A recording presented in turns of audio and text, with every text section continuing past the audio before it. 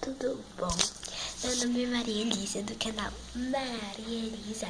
E hoje estou aqui para gravar um vídeo super legal para vocês, que é transformando o minha slime em... a minha moema em slime. Bom, foi muito fácil fazer isso, gente. Com cola, apenas cola você transforma sua moema em slime.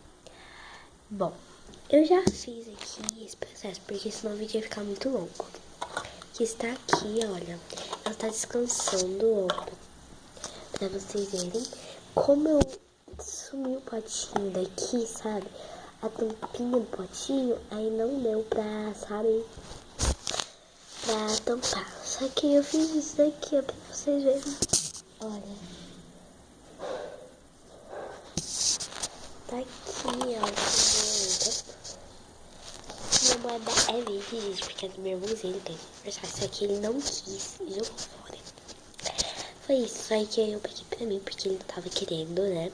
Aí eu peguei pra mim. Gente, por favor, deixa o like nesse vídeo e se inscreva no canal e ative o sininho das notificações pra receber todos os vídeos desse canal, tá bom? Desculpa, gente. Aqui.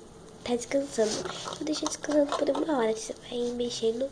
E o legal da slime é porque ela dobra de tamanho, né? Da moeba, que ela vai dobrando de tamanho. Começou a grudar, tá? E começou a ficar igual do canal Jujubinha, tá bom? Muito obrigada pela dica, tá bom? Eu tô fazendo aqui e deixei por uma hora. Então eu vou deixar, né, por uma hora fazer o que, né? Aí eu vou deixar por uma hora e vou voltar com mais vídeos pra vocês.